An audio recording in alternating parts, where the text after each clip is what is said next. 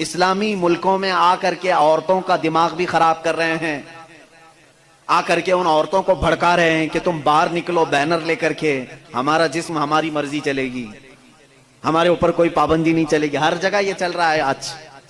और ये लोगों को बताना ये चाहते हैं कि इस्लाम ने औरतों पर ये सख्ती की है, इनको बराबरी का दर्जा नहीं दिया है। कौन सी बराबरी तुम चाहते हो, कौन सी बराबरी? ये सिर्फ जिस्म के ख्वाहिशमंद लोग औरत को ये समझते हैं कि ये नाचने वाली चीज है, औरत को ये समझते हैं कि ये सिर्फ हमारे खाने वाली चीज है, इसके साथ खेलने वाली चीज है। तुम उसको बराबरी समझ रहे हो। मैं कहता हूं उन माओ और बहनों से, तुम इनकी बराबरी के को पसंद करते हो या फिर इस्लाम ने जो तुम्हें बराबरी दी है वो क्या है? आओ रसूल करीम सल्लल्लाहु अलैहि वसल्लम के फरामीन तो सुनो। मेरे आका ने फरमाया, जिसने एक बेटी की परवरिश की और उसको शादी करके दिया, उसको कयामत के दिन जन्नत में ले जाना मेरा जिम्मा है, मेरी शफाअत उस पर वाजिब है। हुजूर अकरम सल्लल्लाहु अलैहि वसल्लम ने फरमाया, बेटी के लिए जिस अरब ने दफनाया था उस जगह मेरे आका ने ऐलान किया। तुम कहते हो इस्लाम इनके ऊपर सख्तियां करता है। यूनान जो उस वक्त का बहुत सुपर पावर रहा है, औरतों के हक में वो लोगों का क्या ख्याल था, आज भी पूछ करके बताएं मुझको।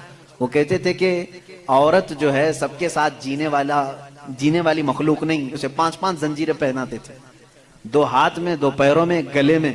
उसकी निशानियां आज भी औरतों के पास बाकी हैं, लेकिन शक्ल बदल गई है। दोनों हाथ में चूड़ियां हैं, दोनों पैरों में पायल हैं और गले में नेकलेस भी है ना। वो 5 जंजीरें पहनाकर बाजार में लाते थे औरत को। ये यूनान उस वक्त का तरक्की याफ्ता मुल्क, उनकी किताबें मशहूर थी और इस्लाम ने उन 5 जंजीरों को काट करके जेवर बनाया है। और तुम कहते हो इस्लाम ने औरतों को बंद करके रखा है। यहूदी क्या करते थे इन औरतों के साथ? अगर ये अय्याम हैज में होती, ये फितरत है ना औरत की, हर महीने वो नापाक होती, अल्लाह ताला की तरफ से उनके लिए जिस्मानी साख्त ऐसी बनाई गई है कि हर महीने उनके जिस्म से फासिद खून का मादा निकल जाता है। इन अय्याम में छूत अछूत वाले मामलात औरतों के साथ करते, जहां इनके घोड़े बंधे थे, इनके बैल और बकरियां बांधी जाती थी, वहीं औरतों को भी रखा जाता था जब तक वो औरतें पाक नहीं होती थी। यहूदी ये करते थे, मक्का में भी, मदीने में, और अरब के जो यहूदी थे यही करते थे। आज भी यहूदियों के यहाँ कुछ जो ऑर्थोडॉक्स हैं, पुराने ख्यालात के हैं, वो इसी तरह के मामलात करते हैं। वो औरतों को छूते तक नहीं इन अय्याम में। वो समझते हैं कि इतनी नापाक है कि छू लूं तो अपशगुन हो जाएगा। और ये कहते हैं कि औरतों को इस्लाम ने बराबरी नहीं दी।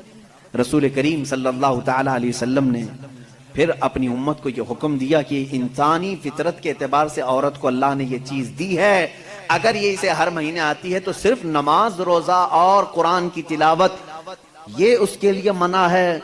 बाकी ये तुम्हारे साथ उठ सकती है, बैठ सकती है, मिल सकती है, एक साथ रह सकती है, एक बर्तन में खा सकती है, एक गिलास में पी सकती है। कभी इसके बर्तन को यहूदियों ने उनके बर्तनों को, गिलास को सब अलग कर दिया था इन अय्याम में। फिर तुम आज दावा कर रहे हो कि इस्लाम ने औरतों को दबा कर रखा है।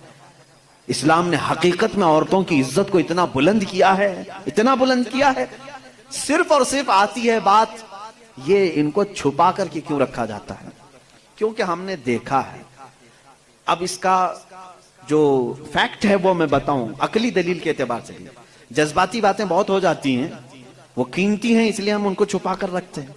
बल्कि हर मुसलमान, क्यों उस रसूल को नहीं पढ़ा तो फिर किसको पढ़ेगा? किसको पढ़ेगा? ये मुजरा करने वाले नचनियों के बारे में तुम पढ़ते रहोगे। इनका बायोडाटा क्या है? जो जहन्नम का रास्ता दिखाते हो उनके मुतालिक तुम पढ़ते रहोगे।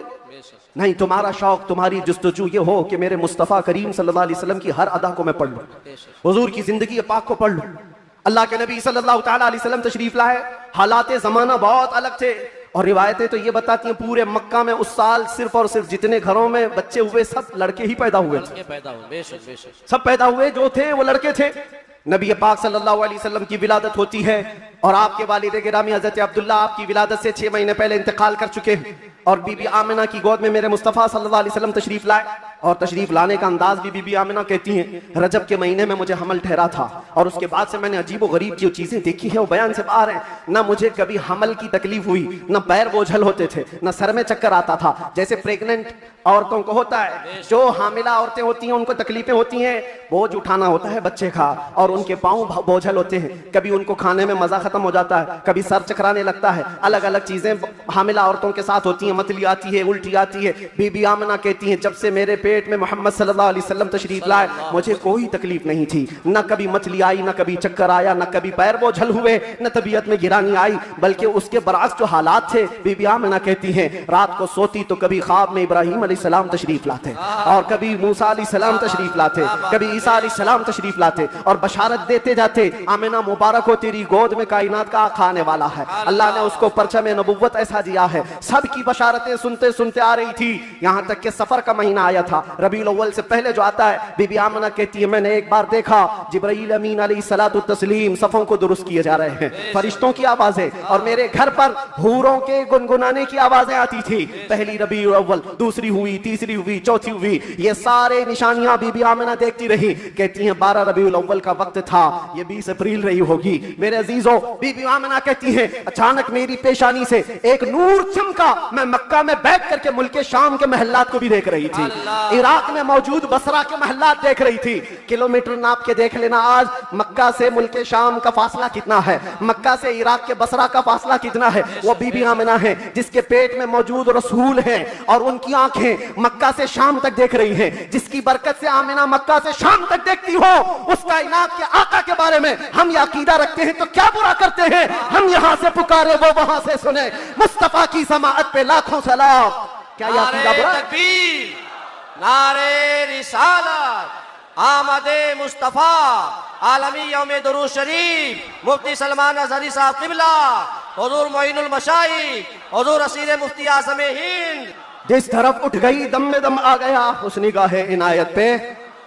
हाँ, उस रसूल पाक सल्लल्लाहु अलैहि वसल्लम की जलवागरी से पहले बीबी आमिना ये बता रही हैं रात का वक्त था और मेरे घर पर ऐसा लगता था कि नूर की जमातें उतरती जा रही हैं। कभी मुझे गुनगुनाने की आवाजें आती थी, और हूरों की आवाजें हों, फरिश्तों की आवाजें हों।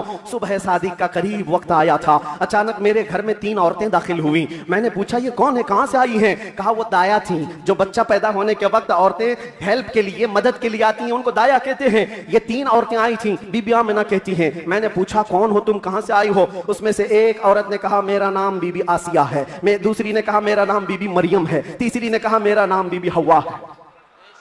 ये वो मुकद्दस खवातीन जो दुनिया की सबसे अफजल खवातीन हैं, वो हुजूर पाक की दाया बनकर के आई हैं। हजरत बीबी आमिना कहती हैं विलादत का वक्त करीब आया, अचानक मेरी आंखें बंद हुई, थोड़ी देर के बाद पलक क्या झपकी, फिर मैंने आंखें खोली तो हुजूर पाक को सजदे के आलम में मैं बाहर न देखा। बहरे कोई तकलीफ, कोई दर्द ज़ह नहीं, हुजूर पाक सल्लल्लाहु अलैहि वसल्लम को देखा। और वो भी मंजर बयान करती हैं हज़रत बीबी आमिना की शान में देखा। कहती है ना कोई आलाइश, ना कोई नापाकी, ना कोई गंदगी। हुजूर पाक सल्लल्लाहु अलैहि वसल्लम जब पैदा हुए थे धुले धुलाए हुए आए थे, नहाए हुए आए थे, सुरमा लगाए हुए आए थे, खतना किए हुए आए थे। और हज़रत बीबी आमिना कहती है सजदे के आलम में इस तरह से थे कि हुजूर पाक सल्लल्लाहु अलैहि वसल्लम के जिस्म का सामने वाला हिस्सा नजर ना आए। वो कायनात का आका और मौला दुनिया में आ रहा है तो सजदे के आलम में आ रहा है। क्या बात है। और जब तशरीफ लाए बीबी आमिना खुश थी कि गुलाब जैसी रंगत जिसको देखे तो आंखें झपकाना भूल जाए, वो हुस्न जमाल का बादशाह दुनिया में आया है। तो बीबी आमिना कहती हैं अचानक 3 फरिश्ते आए, 3 लोग आए, एक के हाथ में तश्त था, एक के हाथ में कुछ रुमाल थे, एक के हाथ में पानी था, और उन्होंने उठाया मेरे बच्चे को, तश्त पर रखा, पानी डाला और रेशम के लिबास में मलबूस किया और गायब हो गए, चले गए। हज़रत बीबी आमिना कहती है मैं परेशान हो गई, अजनबी लोग आए और लेकर चले गए। कहां चले गए, कौन थे ये, मेरे बच्चे को गायब कैसे कर दिया गया? थोड़ी देर गुजरी थी कि हुजूर दोबारा तशरीफ लाए। हज़रत बीबी आमिना कहती हैं हमने पूछा ये कहां चले गए थे, कैसे? वो फरिश्तों ने कहा अल्लाह का हुक्म था माए कौसर और सलसबील से मुस्तफ़ा करीम को गुस्ल दिया जाए और जन्नती लिबास में मलबूस करके इनको ले जाया जाए। ले जाया जाए कहां पर? ये आने वाले फरिश्तों ने उठाया और जितनी कायनात रब ताला की बनी हुई है सारी कायनात की सैर कराई, हर जगह ये ऐलान करवाया फरिश्तों ने आई नहीं हुकूमत, सिक्का लिया चलेगा, आई नहीं हुकूमत, सिक्का लेना चाहिए। और उसके बाद सारे फरिश्तों में ये ऐलान, मलए आला में ऐलान, सारे जिन्नात में, हैवानात में, हर दुनिया में ये ऐलान कर दिया गया कि हुजूर तशरीफ ला चुके हैं। क्यों ऐलान कर दिया गया? इसलिए कि वो हर आलम की रहमत है। किसी आलम में रह जाते, वो हर आलम की रहमत है, किसी आलम में रह जाते, ये उनकी मेहरबानी है कि ये आलम पसंद आया। नारे तकबीर, नारे रिसालत, आमदे मुस्तफा, हुजूर मोइनुल मशाइख मेरे अजीजों, सईद नूरी साहब किबला। नबी पाक सल्लल्लाहु ताला अलैहि वसल्लम को पैदा होने के बाद बीबी हलीमा सादिया अपने घर ले गईं। 2 साल तक दूध पिलाया और वापस ले आई। सैयदा बीबी आमिना रज़ियल्लाहु ताला अन्हा की परवरिश में थे। बीबी आमिना रज़ियल्लाहु ताला अन्हा के साथ 6 साल तक रहे और अपनी ननिहाल एक बार सफर पर तशरीफ ले गई। बीबी आमिना वापस आ रही थी अपने ननिहाल से, जो मदीना है आज, वो उस वक्त यसरफ था। वापस तशरीफ ला रही थी। मकाम अबवा में बीबी आमिना का इंतकाल हुआ। 6 साल के नन्हे हाथों से मेरे आका सल्लल्लाहु अलैहि वसल्लम ने हजरत बीबी आमिना की तदफीन फरमाई और उसके बाद वापस आए तो दादा अब्दुल मुत्तलिब की किफालत में थे। 8 साल की उम्र तक हुजूर सल्लल्लाहु अलैहि वसल्लम अपने दादा की किफालत में रहे। जद्दे अमजद हजरत अब्दुल मुत्तलिब 8 साल की उम्र में इंतकाल कर गए तो फिर चचा अबू तालिब ने हुजूर की कफालत को ले लिया और उसके बाद अबू तालिब की कफालत में रसूल पाक सल्लल्लाहु अलैहि वसल्लम परवान चढ़ते रहे। 11 साल की उम्र हुई तो पहला तिजारती काफिला जो मुल्क शाम जा रहा था, अबू तालिब के साथ सफर किया। सफर के दौरान एक राहिब था, ईसाई था, बड़ा आलिम था। उसने देख करके पहचान लिया और कहा, अनकरीब एक आखिरी रसूल आने वाला है जिसका नूर पूरे कायनात में फैलेगा और जिसकी रोशनी से हर कोई, हर जगह की जुल्मत छट जाएगी। और मुझे ऐसा लगता है वो नूर वाला रसूल अबू तालिब की तुम्हारा भतीजा है। बशारत दे दी और कहा, इनके दुश्मन यहूदी होंगे, कत्ल कर देंगे, इनको वापस ले जाओ। वापस ले आए। मुल्क शाम में यहूदियों के करीब न जाने दिया। हुजूर पाक सल्लल्लाहु ताला अलैहि वसल्लम परवान चढ़ते रहे। जब आपकी उम्र 18 साल की हुई तो ये जंगों में शिरकत भी आपने फरमाई, जो उस वक्त की जंगें थी, जो हल्फुल फिज्जार भी कहा जाता है। और उन जंगों में शिरकत के बाद नबी पाक सल्लल्लाहु अलैहि वसल्लम ने 25 साल की उम्र में फिर तिजारत का सफर फरमाया। 25 साल की उम्र में आपकी जहानत, आपकी दानाई, आपकी सदाकत, आपकी अमानत सारे मक्का में मुसल्लम थी। हर कोई अजमत और एहतराम से देखता था। फिर जब तिजारत करके काफी माल नफाका लेकर वापस तशरीफ लाए, मक्का की सबसे ताहिरा, पाकीज़ा, अफीफा खातून खदीजतुल कुबरा, जो बेवा थी, 2 शोहर से उनके इंतकाल हो चुके थे, 2 शोहर पहले, उन्होंने हजरत रसूल पाक सल्लल्लाहु अलैहि वसल्लम की अमानतदारी देखी तो निकाह का पैगाम दिया। अल्लाह के नबी सल्लल्लाहु अलैहि वसल्लम ने कबूल फरमाया। 25 साल की उम्र में आपकी पहली शादी मुबारक। फिर हजरत खदीजा के साथ आपने निकाह करके अज़दवाजी जिंदगी शुरू फरमाई। आपकी औलाद हुई, हजरत ज़ैनब हुई, हजरत रुक़ैया हुई, हजरत उम्मे कुलसूम हुई, हजरत बीबी फातिमा ज़हरा हुई, हजरत अब्दुल्ला हुए, हजरत कासिम हुए। 6 बेटे हजरत खदीजा के पेट से पैदा हुए। और जब ये हालात जिंदगी आगे बढ़ती गई, मक्का वालों में आपका अज़्म, आपका मकाम मर्तबा ऐसा था कि आपसी झगड़े फसादात हों, हुजूर पाक सल्लल्लाहु ताला अलैहि वसल्लम के एक इशारे से कई कबीलों के वो मसले जो कई सालों से अनहल थे, ला यनहल थे, वो हल कर लिए जाते थे। फिर जब 40 साल की उम्र पाक हुई, रसूल करीम सल्लल्लाहु ताला अलैहि वसल्लम की, आप गारे हिरा तशरीफ ले जाते थे, खलवत में इबादत करते थे। फिर वो फरिश्ता आया जिब्राइल अमीन कुरान की आयतें लेकर के और हुजूर से कहा, इक़रा, कहा पढ़ो। हुजूर ने कहा, मा अना बिकारी, 3 बार कहा। उसके बाद कहा, इक़रा बिस्मि रब्बिकल्लज़ी खलक़, पढ़ो अपने उस रब के नाम से जिसने तुम्हें पैदा किया है। अल्लाह के नबी ने पढ़ना शुरू फरमाया। 5 आयतें उतरी, उतर कर गारे हिरा से वो सूए कौम आया, जहां को अंधेरों से निकालने वाला वो रसूल तशरीफ लाया गारे हिरा से। और जब तशरीफ लाए, फिर अल्लाह के नबी सल्लल्लाहु अलैहि वसल्लम ने ऐलान नबुव्वत फरमाया, मक्का वालों को जमा किया, अपने नबी आखिर जमा होने का, अल्लाह के एक होने का ऐलान किया। मानने वालों ने माना, चिढ़ने वालों ने चिढ़ना शुरू किया। दुश्मनियां यहां से शुरू हुई और झगड़े फसादा शुरू हुए। सहाबा जो बनते चले गए हुजूर के, शुरू में गरीब थे, कमजोर थे, ज़ईफ थे, उन्हें मारा गया, पीटा गया, तकलीफें दी गई। 50 साल की उम्र पाक थी रसूल पाक सल्लल्लाहु अलैहि वसल्लम की, जब आपका सोशल बाइकाट किया गया था। 7वां साल हुजूर का बेअसत का था, नबुव्वत का 7वां साल था। आपका पूरे मक्का वालों ने मिलकर सोशल बाइकाट किया था। शब अबी तालिब की घाटियों में हुजूर महसूर रहे अपने खानदान के साथ। आपको दाना पानी कुछ नहीं जाने दिया जाता था। पत्ते खाए हुजूर ने और चमड़े उबाल करके खाए। 2 साल का अरसा गुजरा था तो फिर ये हलफ, ये अहद तोड़ दिया गया। और फिर 50 साल की उम्र पाक थी हुजूर की, जब बीबी खदीजा का भी इंतकाल हो गया। 4 महीने के बाद अबू तालिब का भी इंतकाल हो गया। वो आमुल हुज़्न था, गमों का साल था। नबी पाक सल्लल्लाहु अलैहि वसल्लम पर गम, उसके ऊपर गम के ऊपर गम आते गए, और इधर सहाबा की परेशानियां। बहुत सारे सहाबा हिजरत करके हबशा चले गए। अल्लाह के नबी सल्लल्लाहु अलैहि वसल्लम इन आजमाइशों से नबरदाजमा थे। फिर मौला ने वो करम फरमाया जो पहले आपसे पहले किसी को नहीं किया था और क़यामत तक किसी को नहीं दिया जाएगा। जिब्राइल अमीन को भेजा, कहा जा जिब्राइल, मेरा रसूल कबीरा खातिर है, गमगीन है, उसे मक्का से उठा लाओ, जन्नतों का सैर कराकर मेराज के सफर पर लाओ। नबी पाक सल्लल्लाहु तआला अलैहि वसल्लम का मेराज का सफर हुआ, वापस तशरीफ लाए। ऐलान नबुव्वत के बाद 53 साल हुजूर की जिंदगी पाक मक्का में गुजरी। फिर अल्लाह का हुक्म आया, मक्का से हिजरत फरमा कर आप मदीना तशरीफ ले गए। मदीने वालों ने शानदार इस्तकबाल किया था, मक्का वालों की तरह नहीं थे। मदीने वालों ने शानदार इस्तकबाल किया था। हुजूर का 9 दिन तक उन्होंने इंतजार किया था। आज जो मौलूद में हुजूर के जिक्र का इंतजार करते हो ऐ सुन्नियो, ये मदनी जिंदगी का अक्स है, ये मदीने वालों की सुन्नत है। बहुत सारे लोग ये कहते हैं ना हुजूर पैदा हुए थे तो मक्का में कोई ऐसी खुशियां, ऐसी मीलाद थोड़ी ना मनाई गई थी, तुम लोग क्यों मनाते हो सुन्नियो? उनसे ये कहो मक्का में जब हुजूर पैदा हुए थे तो सब काफिर ही काफिर थे, काफिर ही काफिर थे। हाँ, बीबी आमिना हज़रत अब्दुल मुत्तलिब को छोड़कर बात कर रहा हूं, उस वक्त खुशियां मनाई बीबी आमिना ने भी, हज़रत अब्दुल मुत्तलिब ने भी। हाँ, सवाल करना है तो ये सवाल करो, जब हुजूर ने ऐलान किया था अपने नबुव्वत का और 13 साल बाद जब मदीने आए थे तो मदीने वालों ने खुशियां क्यों नहीं मनाई? ये पूछना है तो पूछो, हम तुम्हें तारीख की हर किताब खोलकर सन्नाटेदार थप्पड़ मार करके भी बताएंगे। वो बनु नज्जार की बच्चियां जो पढ़ती थी, आज भी हर मस्जिद से आवाज आती है, तला अल बद्रु अलैना मिन थनियातिल वदाई वजबत शुक्र अलैना मा दआ लिल्लाहि दाई। वो बच्चियां क्या कहती थी? ये दफ बजा बजा कर हुजूर का इस्तकबाल करती थी। वो यूं कहती थी, अरे सनियतुल वदा की घाटियों से हम पर 14वीं का चांद आ गया है, अल्लाह की तरफ बुलाने वाला रसूल हमारे दरमियान आ गया है, हम सब पर अब शुक्र वाजिब हो गया है। ये मदीने वालों की खुशियां थी।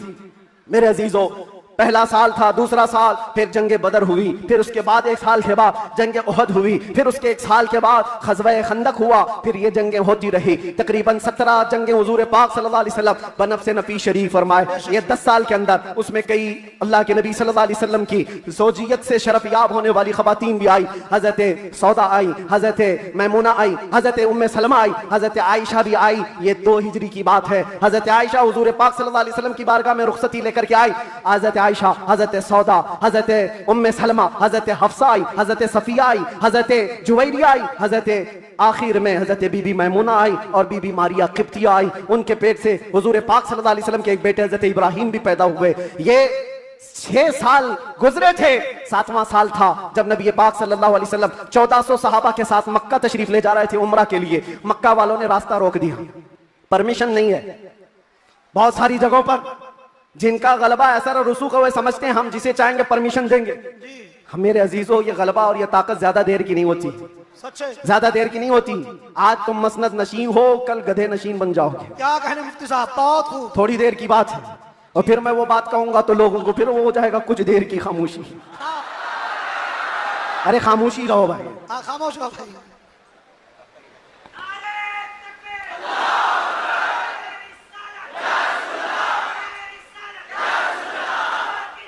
मैं सीरत अर्ज कर रहा हूं हुजूर पाक की, और साथ ही मुअज़्ज़ज़ व मुअक्कर व मोहतरम हज़रतुल अल्लामा सैयद मोइन मियां साहब क़िबला भी यहाँ हैं। जिम्मेदार लोग हैं, इनके बहुत सारे मामलात भी हैं, लेकिन मैं आप सबको एतमाद में रखते हुए, इत्मीनान दिलाते हुए अर्ज करता हूँ कि इंशाअल्लाह अज़ीज़ ऐसा कोई जुमला नहीं होगा जो आप पर आफत बनेगी, कोई बला। और जाहिर सी बात है डिपार्टमेंट वाले सारे लोग ये परेशान होते, किसको बुलाया, किसको बुलाया। बहुत सारी जगहों पर ऐसा लगता है कोई ऊपर से कोई मखलूक आ रही है।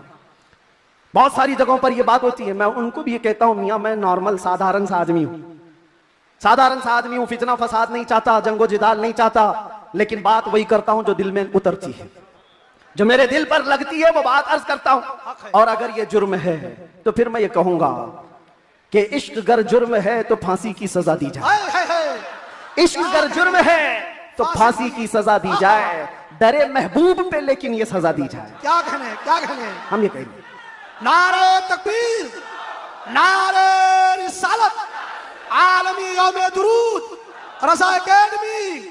नबी आखिरुज़्ज़मान सल्लल्लाहु तआला अलैहि वसल्लम 6 हिजरी को मदीने तैयबा से 1400 सहाबा को लेकर मक्का जा रहे थे। रास्ता रोक दिया, कहा उम्रा करने नहीं देंगे।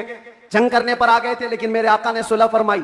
सहाबा कहते रहे कि हम सुलह नहीं करेंगे, इनसे जंग करेंगे, लेकिन अल्लाह के नबी फरमाते हैं मेरी निगाहें जो देख रही वो तुम्हारी निगाहें नहीं देख रही हैं। हुजूर ने सुलह फरमाया, 6 हिजरी को वापस आ गए, एहराम खोल लिया, रास्ते में हुदैबिया के मकाम पर मदीने तशरीफ लाए। ये सुलह मक्का वालों से टिक ना पाई 1 साल से ज्यादा, और मुआहिदा टूट गया। दूसरे साल मेरे आका सल्लल्लाहु अलैहि वसल्लम 10,000 सहाबा के साथ मक्का तशरीफ लाए।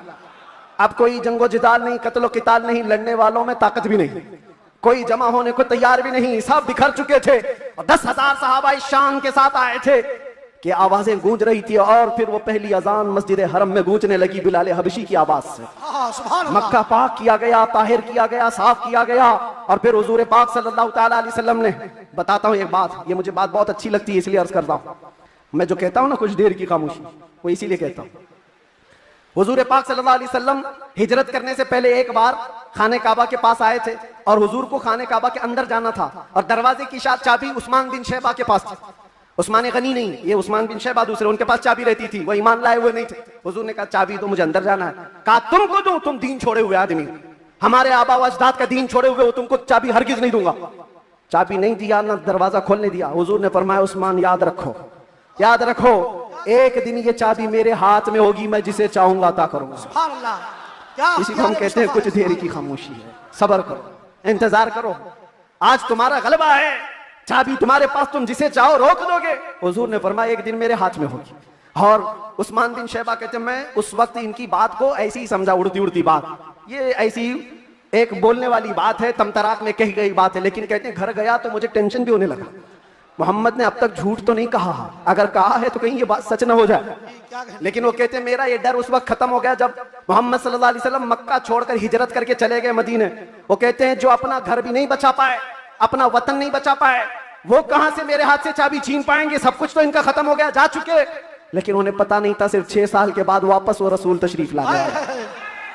7वीं हिजरी थी, 10,000 सहाबा के साथ जब नबी पाक सल्लल्लाहु अलैहि वसल्लम मक्का में तशरीफ लाए, मक्का में जब तशरीफ लाए तो अल्लाह के नबी सल्लल्लाहु अलैहि वसल्लम ये सहाबा के हुजूम के साथ जब आए, खाना काबा के पास गए, और जो कैदी थे जो पकड़े गए थे उस वक्त, वो सब तो इसी तरह सर झुकाए आए हुए थे। ये सोच रहे थे आज तो पूरा बदला लिया जाएगा, बदर का भी, ओहद का भी, खंदक का भी, सारी जंगों में जितना ये नाचे थे सबका बदला ले लिया जाएगा। सब हाजिर थे। हुजूर पाक ऊपर चढ़ते हैं एक टीले पर, कहते हैं उस्मान बिन शैबा कहाँ है? आए, चाबी लेके ही आए। कहा लाओ चाबी। हुजूर के हाथ में चाबी दे दिया, जो मेरे मुस्तफा की जुबान से निकला है वो होकर रहेगा। अल्लाह के नबी ने फरमाया, हदीस सुना रहा हूं, अल्लाह के नबी ने फरमाया इस रुए जमीन पर एक दिन ऐसा आएगा कि पूरे खित्ते पर एक भी आदमी ऐसा ना होगा जो ला इलाहा इल्लल्लाह ना बोलता हो। हर इंसान ये दीन गालिब आकर रहेगा, ये उसी रसूल ने फरमाया। हाँ, ये मत पूछो अभी क्यों नहीं हो रहा, कल क्यों नहीं हो रहा, परसों क्यों नहीं हो रहा, हालात है कुछ देर, उसके बाद मेरे नबी ने जो फरमाया है वो होकर रहेगा। चाबी ली और उसके बाद दरवाजा खोला, जो काबे को पाक किया, काबा आज भी उन अजमतों को सलाम करता है। बेशक, सुभान अल्लाह। आज भी काबे की तहारत का सेहरा मेरे मुस्तफा के हाथ है। नबी पाक सल्लल्लाहु ताला अलैहि वसल्लम ने उसके बाद फिर ऐलान किया पूरे मजमे में, कहते हैं आज मैं ये चाबी ऐसे शख्स के हाथ में दूंगा जिससे कयामत तक कोई चाबी छीन नहीं पाएगा। अल्लाह, कितनी बड़ी फजीलत की बात है, कितनी बड़ी बशारत। सारे सहाबा की गर्दनें ऊंची हो गई, चाबी मुझे मिले। हजरत अबू बकर सिद्दीक सोच रहे हैं, उमर फारूक सोच रहे हैं, हजरत अब्बास सोच रहे हैं, अब्दुल्ला इब्न मसूद सोच रहे हैं, कई सहाबा ये दिल में ख्वाहिश रखते हैं चाबी शायद हमको मिले, शायद हमको मिले। हुजूर ने फरमाया उसको दूंगा, कयामत तक उससे कोई छीन नहीं पाएगा। सब देखते रहे और हुजूर ने एक आयत तिलावत फरमाई कुरान की, इन्नल्लाह यअमुरुकुम अन तुअद्दुल अमानाति इला अहलिहा, बेशक अल्लाह तुम्हें हुक्म देता है जिसकी अमानत है उस तक वापस लौटा दिया करो। हुजूर ने फरमाया उस्मान बिन शैबा इधर आओ। क्या कहने, वो अचंभे में रह गए, कहां ख्वाबो ख्याल में भी नहीं था कि हम तो दुश्मनों में हैं, मुकाबला किए हुए लोग हैं, आज ये गालिब लोग हैं। लेकिन हुजूर रहमतुल लिल आलमीन थे। बुलाया, कहा उस्मान बिन शैबा, कहा ये चाबी लो और इस चाबी को क़यामत तक अब तुमसे कोई छीन नहीं पाएगा। जाकर आज भी हरम काबा के पास तारीख पूछ लेना, सदियां बीत गई, कई यजीद आए, कई दज्जाल आए, कई बादशाह आए, लेकिन आज भी खाने काबा की चाबी उस्मान बिन शैबा की औलाद में ही होती है। और मेरे आका ने फरमाया है तो क़यामत तक उनकी नस्ल में ही रहेगी। चाबी तो ले लिया उस्मान बिन शैबा ने, कहा ये चाबी बाद में पकड़ता हूं, पहले ये कहता हूं अशहदु अल्ला इलाहा इल्लल्लाह व अशहदु अन्ना मुहम्मदन रसूलुल्लाह। ये है उस मोहसिन इंसानियत ने क्या कुछ न दिया इंसानों को, दस्तूर दिया, मंशूर दिया, कई राहें दी, कई मोड़ दिया। लाखों सलाम उस आका पर, बुत लाखों जितने तोड़ दिया, दुनिया को पैगाम सुकून दिया और तूफानों के रुख को मोड़ दिया। अजीजा ने गिरामी वापस मेरे आका तशरीफ ले गए। 10 हिजरी तक कई जंगें भी हुई, 11 हिजरी थी, हुजूर पाक सल्लल्लाहु अलैहि वसल्लम ने आखिरी हज फरमाया। हज के बाद जब नबी करीम सल्लल्लाहु अलैहि वसल्लम तशरीफ ले आए, अलालत हुई, सफर का महीना था और सहाबा इकराम के दरमियान हुजूर ने खुतबा दिया। इरशाद फरमाया अल्लाह ने अपने एक बंदे को इख्तियार दिया है, वो चाहे तो दुनिया की चीजें रख ले या अल्लाह के पास जो है वो ले ले, और उस बंदे ने अल्लाह के पास जो है उसको इख्तियार कर लिया। ये हदीस सुनकर के हजरत अबू बकर रोने लगे। सहाबा ने पूछा क्यों रो रहे हो? कहा हुजूर ने ये अपने बारे में फरमाया है, अल्लाह ने उनको इख्तियार दिया है, चाहे तो दुनिया की सब चीजें रख लो या अल्लाह के पास आने को मंजूर कर लो। हुजूर ने अल्लाह के पास जाने को मंजूर किया। फिर वो आखिरी आयत नाज़िल हो गई, अल यौम अकमलतु लकुम दीनकुम व अतममतु अलैकुम निअमती व रदीतु लकुम अल इस्लाम दीना। आज के दिन मैंने तुम्हारा दीन मुकम्मल कर दिया और सारी नेमतें तमाम कर दी। अल्लाह फरमाता है मैं तुम्हें इस्लाम देकर राजी हो गया। ये कुरान की आखिरी आयत आई। तब फिर सहाबा में हजरत अबू बकर सिद्दीक गमगीन हुए, कहा अब अल्लाह के नबी सल्लल्लाहु अलैहि वसल्लम हमारे दरमियान नहीं रहेंगे। फिर रबीउल अव्वल का ही वो महीना आया, अल्लाह के नबी सल्लल्लाहु अलैहि वसल्लम बिस्तर अलालत पर थे। फिर 13 रबीउल अव्वल की वो रात आई जब हुजूर को शिद्दत का बुखार, हुजूर मिसवाक को पानी में डालते थे और बार बार अपने मुंह की तरफ इशारा फरमाते थे और फिर ये फरमाते नज़ा की हालत सख्त होती है, सकरात का वक्त बहुत सख्त होता है, लेकिन ए उम्मत मुस्तफ़ा एक बात मैं आपको बताता हूँ, वो हालत नज़ा में मेरे मुस्तफ़ा थे। हजरत आयशा फरमाती है मेरे जानों पर सर रख करके हुजूर आराम कर रहे थे और फरमाया था किसी को आने मत देना, अब मुलाकात का वक्त बंद हो चुका है। अचानक दरवाजे पर दस्तक हुई, हुजूर ने फरमाया आ जाओ और फरमाया आयशा ये मौत का फरिश्ता है, मलकुल मौत है, मुझसे पहले कभी इसने किसी की रूह कब्ज करने के लिए इजाजत नहीं मांगी और इसके बाद भी कभी नहीं मांगेगा, मैं उसको इजाजत दे रहा हूँ। लेकिन अल्लाह के नबी सल्लल्लाहु अलैहि वसल्लम के मुतालिक ये बात भी बताई जाती है, हुजूर ने मलकुल मौत से पूछा। अल्लाह अल्लाह, यहाँ पर आकर के मेरे जज्बात टूट जाते हैं, मेरे जज्बात हाथ दे जाते हैं। अल्लाह के नबी सल्लल्लाहु अलैहि वसल्लम सकरात के आलम में, नज़ा के आलम में, तुम्हें पता है सकरात और नज़ा किसको कहते हैं? आदमी अपनी माँ बाप को भूल जाता है, अपने बच्चों को भूल जाता है, अपना नाम भूल जाता है मौत से पहले, खाना पीना तो दूर की बात, उसके जिस्म पर मक्खी बैठे तो पहाड़ की तरह लगती है सकरात के आलम में, उसकी तकलीफ उसको पता है, वो किसी की नहीं सोचता, उसको हाय हाय लगी होती है। लेकिन मेरे मुस्तफा सल्लल्लाहु अलैहि वसल्लम आलम नज़ा में मलकुल मौत से ये पूछते हैं, ऐ इज़राइल बता ये जो नज़ा का दर्द है क्या मेरी उम्मत को भी दिया जाएगा? क्या मेरी उम्मत भी इस दर्द से गुजरेगी? जो न भूला हम गरीबों को रजा, याद उसकी अपनी आदत कीजिए।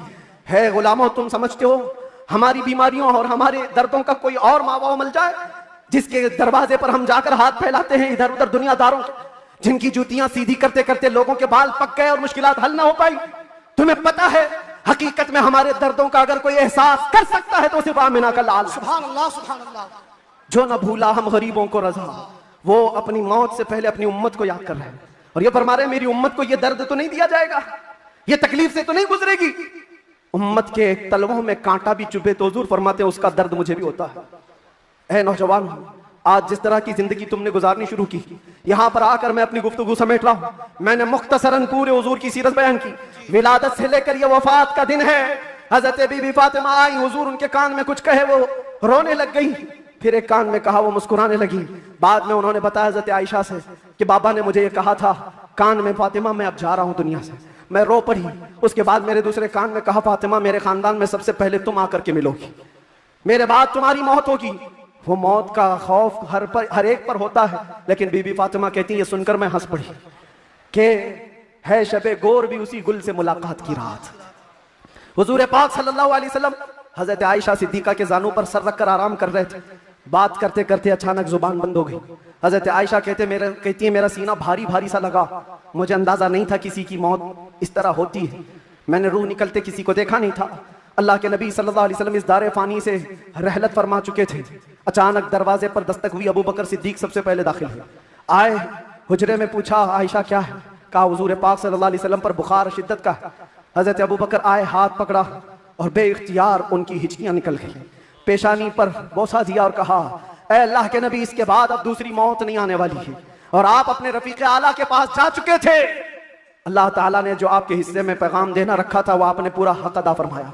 अद्दैतल अमानत व नसहतल उम्मत व बल्लगतर रिसालत या रसूल अल्लाह। हजरत अबू बकर सिद्दीक की आवाज सुनकर हजरत आयशा रोने लगी। उसके बाद उन्हें एहसास हुआ कि अल्लाह के नबी अब इस दुनिया में नहीं रहे। बाहर सहाबा को हजरत अबू बकर ने जैसे ही ऐलान किया, वो गम के मारों का हाल क्या था जो नबी पाक को एक आन के लिए भी दूर बर्दाश्त नहीं कर पाते थे। वो मौत की खबर कहां सुनते हैं। हजरत उस्मान पत्थर की तरह बने हुए थे, उनको कोई काटता भी था एहसास नहीं होता। हजरत उमर फारूक अपने हाथ में तलवार लेकर मदीने वालों को कहते थे, कसम खुदा की अगर किसी ने कह दिया मेरे नबी का इंतकाल हुआ, मैं उसकी गर्दन मार दूंगा। मेरे नबी का इंतकाल नहीं हुआ, अपने रब से मिलने गए, वापस आने वाले हैं। ये शिद्दत मोहब्बत के अल्फाज थे। सहाबा बेचैन थे, बेकरार थे, लेकिन हिकमत मौला यही थी, मौत तो आनी है, हर एक को आनी है, कज़ा तो आनी है, अंबिया को फकत इतनी कि आनी है, अजल तो आनी है, एक आन के लिए है। नबी पाक सल्लल्लाहु तआला अलैहि वसल्लम को सहाबा ने गमों के पहाड़ के साथ तदफीन फरमाया और इस उम्मत का बेड़ा लेकर चलने वाले सिद्दीक अकबर थे। मिशन को उठाया और हम तक ये जो दीन पहुंचा, सहाबा की वो मेहनत कश, वो जिंदगी पाक इस्तिकलाल के साथ मुसीबतों से लड़ते हुए, तकलीफों से नबुर्दाज़मा होते हुए दीन यहां तक पहुंचा दिया। अब मैं तुमसे सवाल करता हूं, आज मुस्तफा की सीरत सुनने आए हो, आज हुजूर की मौलूद में आए हो, जो रसूल तुमसे इतना प्यार करे कि बिस्तर को छोड़कर खड़े हो जाए। आयशा फरमाती है बिजली कड़कती थी तो हुजूर बाहर निकल जाते, अबर छाता तो हुजूर घर से बाहर चले जाते और ये कहते मुझे अंदेशा होता है कहीं ये बिजली मेरी उम्मत पर अजाब ना जाए, ये अबर कहीं मेरी उम्मत पर अजाब बनकर तारी ना हो जाए। हुजूर इस्तिग़फ़ार करते करते सुबह कर जाते थे, नमाजों के लिए खड़े होते। आयशा कहती आप मासूम हैं, सैयदुल मासूमीन हैं, आप क्यों इतनी इबादत करते हैं? मेरे आका फरमाते मेरी उम्मत के लिए करता हूं, मेरी उम्मत बेखबर है, वो मुझे नहीं पहचानती। अल्लाह के नबी सल्लल्लाहु अलैहि वसल्लम को कब्र अनवर में रखा गया। सहाबी रसूल फरमाते हजरत अली भी उतारने वालों में से थे, लब हुजूर के कब्र में भी हिल रहे थे, कान लगा करके सुना तो ये अल्फाज थे रब्बिग़फ़िर ली उम्मती फ़इन्नहुम ला यअलमून। ऐ मेरे रब मेरी उम्मत की बख्शिश फरमा, इसलिए कि वो नहीं जानती। जो न भूला हम गरीबों को रजा, याद उसकी अपनी आदत कीजिए। नौजवानों, आज फिर मैं तुम्हारे अखलाक को किरदार से सवाल करता हूँ। उस रसूल के मानने वाले हो जिस रसूल ने तुम्हें किसी जगह फरामोश नहीं किया, दुआओं में, मेराज के सफर में, कब्र में, अपने बिस्तर में, अपनी जलवतगाह में, अपनी खलवतगाह में, हर जगह जंगों में तुम्हारे लिए, जो पेट पर पत्थर बांधे तुम्हारे लिए, तलवारें उठाई तुम्हारे लिए, दंदाने मुबारक शहीद करवाए तुम्हारे लिए, अमीर हमजा का चबाया हुआ कलेजा देखा तुम्हारे लिए, हसनैन करीमैन के जो खानदान के टुकड़े टुकड़े हुए रसूलुल्लाह के घराने के, किसके लिए? इस उम्मत के लिए पैगाम इस्लाम पहुंच जाए, पैगाम दीन पूरी कायनात में पहुंच जाए। मगर अफसोस इस बात का होता है इस नौजवान को देखकर, जब शराब की बोतल उठाता है, ताश के पत्तों के अड्डों पर बैठता है, नशा अपने मुंह में लगाता है, फिर सोच सोच करके दिल मरने लगता है। क्या ये उस रसूल की उम्मत है जिसके तलवों में कांटा चुभना भी हुजूर को बर्दाश्त नहीं है? हुजूर इससे इतनी प्यार, इतना प्यार करते हैं, इतनी मोहब्बत करते हैं, और ये रात भर अय्याशियों में गुजार रहा है, ये ताश के पत्तों में और शराब की बोतलों पर अपनी रातें गुजारता है। ऐ नौजवानों, कब तुम वापस आओगे उस रसूल पाक की बारगाह में? आज भी उस गुंबदे खजरा की छांव में कोई ये नहीं कह सकता कि जगह कम हो गई, करोड़ों आए उस दामन मुस्तफा में सब बस जाएंगे। आने की देर है, आने की देर है। हमने देखा है जब जब मेरे मुस्तफा से करीब कोई हुआ है, मैंने अपनी जिंदगी पाक को देखा, जब मुसीबतें ज्यादा होती थी, जब मुश्किलें हल ना होने के काबिल लगती थी, जेल के सलाखों के पीछे भी मेरे गम की दवा अगर कोई चीज थी तो वो मुस्तफा को याद करना था। रात भर सलाखों को पकड़ करके याद करता, कोई एक रात ऐसी नहीं आई जिसमें मेरे मुस्तफा ने नवाजा ना हो। आता है फकीरों पे उन्हें प्यार कुछ ऐसा, खुद भीग दे और खुद कहे मंगते का भला हो। हम तो माइल बकरम है, कोई साइल ही नहीं। यहाँ हालात ये हैं, उन बच्चियों को देखो जिनके दुपट्टे हट गए, जिनके चेहरे बेनकाब हैं। आज बाजारों की जीनत वो बने हुए हैं, अय्याशियों की जीनत तुम्हें बनाया गया है। तुम्हारे मोहल्लों में नशा बिकता है, तुम नशा करते हो, तुम नशा के डीलर हो। क्यों दुनिया में ये नाम अपना बनाया? कुरान में तो तुमको अल्लाह ने खैर उम्मत कहा, मेरे नबी की उम्मत है, मेरे नबी की उम्मत है, बख्शिश का सहरा तुम्हारे सर पर है, तुम्हें उम्मत वसत कहा गया है। नौजवानों उठो, वगरना हश्र न होगा फिर कभी, दौड़ो के जमाना चाल अपनी चल गया। एक इलाज तुम्हें दे जाता हूँ, आज यौम दुरूद के तौर पर मनाया जा रहा है। मैं तो सोच करके आया था कि दुरूद पाक पर कुछ बोलूं, लेकिन मेरे नबी की जिंदगी को शुरू किया जो खत्म कभी नहीं होने वाली है। दुरूद पर सिर्फ इतना कहूंगा, अल्लाह के नबी सल्लल्लाहु अलैहि वसल्लम ने फरमाया, अब्दुल्लाह इब्न अब्बास की रिवायत है और अल-मुअजम अल-औसत लित-तबरानी में यह रिवायत मौजूद है। अल्लाह के नबी फरमाते हैं, जो जुमा की रात को 2 रकात नमाज अदा किया और 1000 बार दुरूद पढ़ा, अगले जुमा से पहले मैं उसे अपनी जियारत का शरफ अता करूंगा। सुभान अल्लाह, सुभान अल्लाह। ये दुरूदों के जरिए से तुम अपनी जिंदगी को बदल सकते हो। उठो, अपने जुबान पर चर्चे ले आओ, इसलिए कि जो बंदा जिससे मोहब्बत करता है उसका चर्चा ज्यादा करता है। जो चर्चा ज्यादा करेगा, एक बात मैं आपको बताऊं, सुबह उठा, शाम में उठा, जहां बैठा, जहां खड़ा हुआ, दुरूद पाक पढ़ता रहा, अल्लाहुम्मा सल्ली अला सय्यिदिना मुहम्मद व अला आलिहि व अस्हाबिहि व बारिक वसल्लिम। ये बार बार पढ़ता रहा, कोई भी दुरूद जो उसे याद रहा। फरमाया गया है इंसान को जागते हुए जो बात बार बार कहने की आदत है, नींद में भी वही बात करता है, या नींद से उसे झिझोड़ कर उठा दिया जाए वही बात करता है। अगर तुम्हारी जुबानों पर दुरूद पाक के नगमे चल पड़े, आदत हो गई, एक दिन तुम्हारा भी डोला उठाया जाएगा, लाशा उठाकर कब्र में दफन करके आ जाएंगे। और ये गहरी नींद ऐसी है, इसको उठाने के लिए तो मुनकर नकीर ही आते हैं। जब वो झिझोड़ कर उठाएंगे, जिंदगी में जो कसरत से बोलते थे, मौत के उठने के बाद भी वही बोलते हुए उठोगे। अगर तुम्हारे जुबानों पर दुरूदों का नगमा होगा, मुनकर नकीर तो वो ये कहेंगे, जिसको हम पूछने आए थे वो दुरूद के जरिए सब कुछ बता चुका है, सुभान अल्लाह, सुभान अल्लाह। सब कुछ बता चुका है। अगर नबी का नाम पहले ले लिया है तो सारे मसले हल है।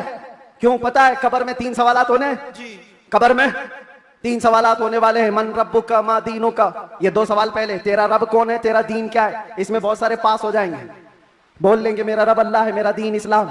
सबसे अहम सवाल तो यही है जिस पे आके बहुत अटकेंगे, मा कुंत तक़ूलु फी हक़्क़ि हाज़ा रजुल। हुजूर को दिखाकर पूछेंगे इनके बारे में क्या कहता था।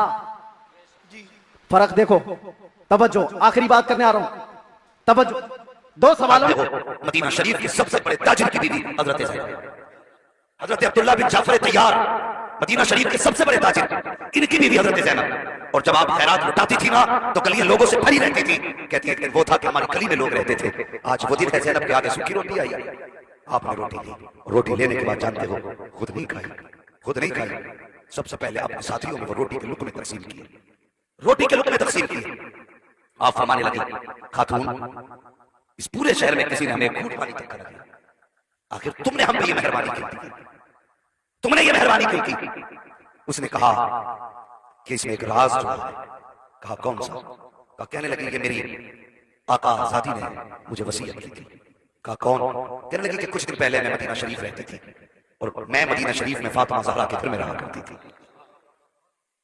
मदीना शरीफ में फातिमा ज़हरा के घर में रहा करती थी। कहा जब मैं वहां से आने लगी, मैंने कहा था सैयदा कुछ वसीयत कर दो, तो उन्होंने पूछा कहां जा रही हो, तो मैंने कहा मैं कूफा जा रही हूँ।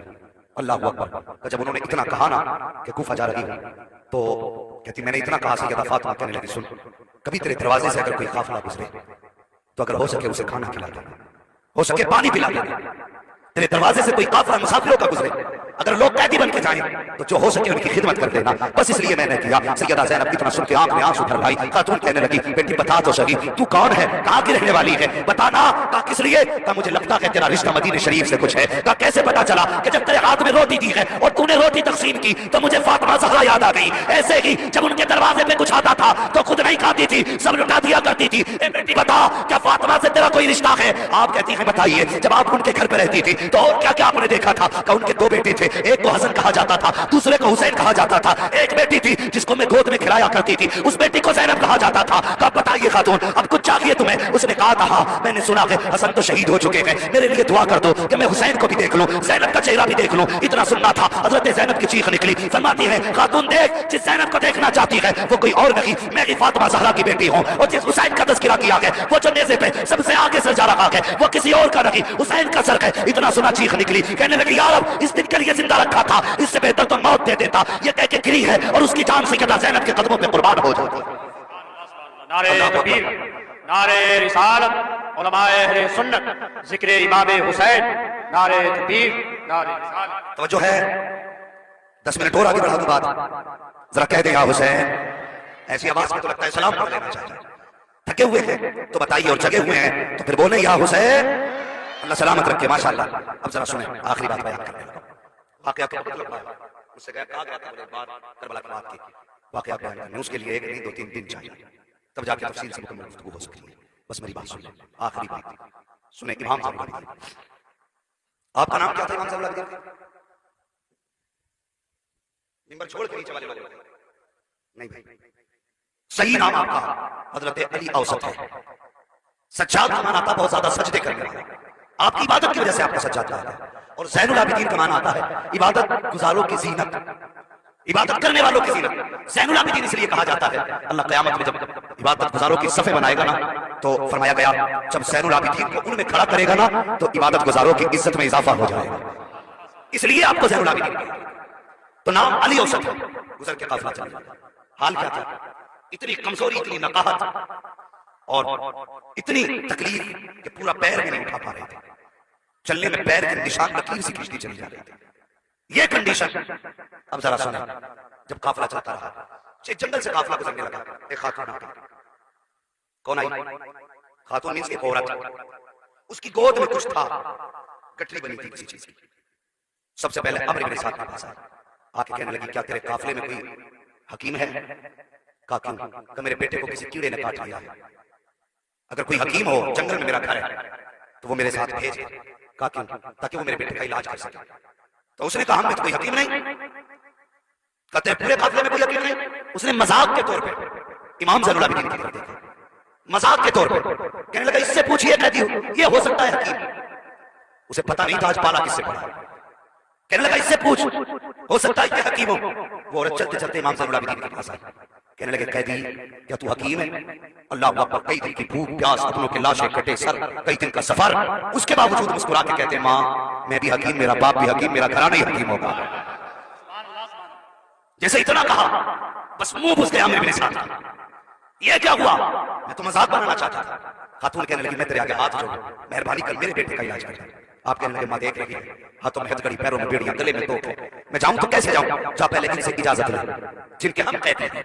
बहुत गौर से सुना, इनसे इजाजत ले जिनके हम कैदी हैं। खातून ने कहा भेजना इस कैदी को मेरे साथ। अल्लाह अकबर। जब इतना कहा है खातून ने, अम्र इब्न साद ने कहा इसकी कीमत देनी पड़ेगी। कहा कितनी कीमत? कहा क्या है तेरे पास देने के लिए? खातून ने गोद खोली, उसमें 7 बेटियों का जेवर रखा हुआ था। उसने कहा 7 बेटियों का जेवर है, सारा लेके आ गई हूँ, जितना चाह के ले ले, मगर ये तबीब मेरे साथ भेज दे। मेरा एक बेटा है, 7 बेटियां हैं, मेरा बेटा मेरे घर का सहारा है, भेजना इसे। उसने सारा सोना लिया और उसके बाद चाबी फेंक के कहने लगा लो अगर हमारी मान ली होती तो ये हाल ना होता। जैसे इतना कहा है इमाम सज्जाद को जला लाया, फरमाने लगे कुत्ते अपनी चाबी अपने पास रख, तुझे लगता है ये तेरी जंजीरें रोकेंगी हमें? आपने निगाह डाली तो सारी जंजीरें टूट के पानी की तरह बहने लग जाती। जंजीरें बह गई, टूट गई जंजीरें। उसके बाद कहने लगे माँ चल लेके।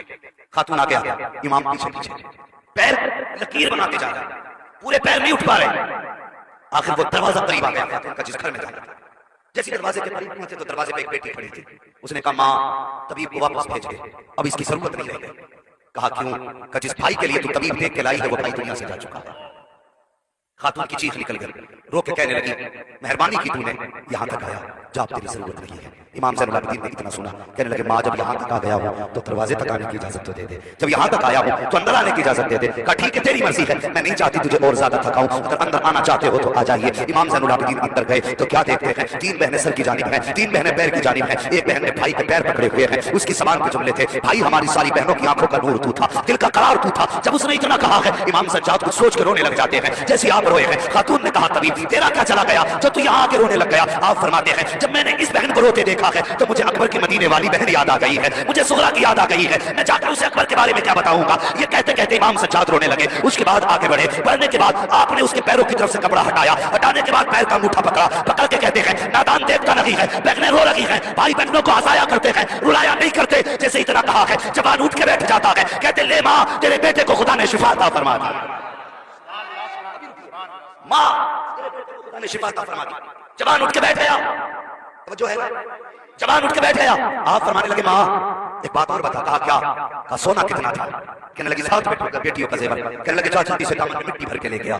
उसने जल्दी से मिट्टी भरी है, मेरे इमाम ने यूं हाथ लगाया, फरमाया देख नजर क्या है। जब हाथ दामन खोल के देखा तो सोने से दामन भरा हुआ था। कहने लगे माँ बेटा भी मिल गया, जेवर भी मिल गया, अब जानने की इजाजत दे। जब आप जाने लगे खातून ने दौड़ के कदम पकड़ दिए, कहने लगे पहचान न सकी तुम कौन हो, बताओ तो सही कौन हो। आप फरमाने लगे अल्लाह अकबर हम हुजूर के शहजादे कहे जाते हैं। कहाँ के रहने वाले हो? कब तक तो मदीने वाले कहे जाते थे लेकिन अपने बाद करबला वाले कहे जाते रहेंगे। का ये पता हमारा है? का बेटे बता तो सही वो 72 नेज़ों पे 72 सर किसके थे? कहने लगे मेरे खानदान के सर थे, मेरे अपनों के सर थे। खातून कहती है खता की माफी हो तो पूछ सकती हूँ। कहा क्या? कि तूने मेरा एक तो जिंदा कर दिया, अपने 72 जिंदा क्यों ना कर सका? आप कहते माँ मेरे आगे मजबूरी थी वरना अपने 72 भी जिंदा कर लेता। कहा कौन सी मजबूरी? कहते माँ बताने से समझ में नहीं आएगी, चल दिखाता हूँ तुझे। कहा चल। अब खातून भी आई है, वहां आए हैं 72 नेज़ों पर 72 सर रखे हुए थे। आप उस नेज़े के पास आए जिस नेज़े पे इमाम का सर था। अल्लाह अकबर। जैसे इस नेज़े के पास आके खड़े हुए, जैसे इमाम का रुख उधर है, सज्जाद पीछे खड़े हुए हैं। कहते अब्बा जी अब वो कुरान पढ़ के सुनाओ जो पूरे सफर अपने बेटे को पढ़ के सुनाया है। जैसे झुकना कहा है, नेज़े के ऊपर इमाम का सर घूमा, बेटे की तरफ रुख किया है, मेरे इमाम के सर से सूरह रहमान की तिलावत की आवाज आना शुरू हो जाती है,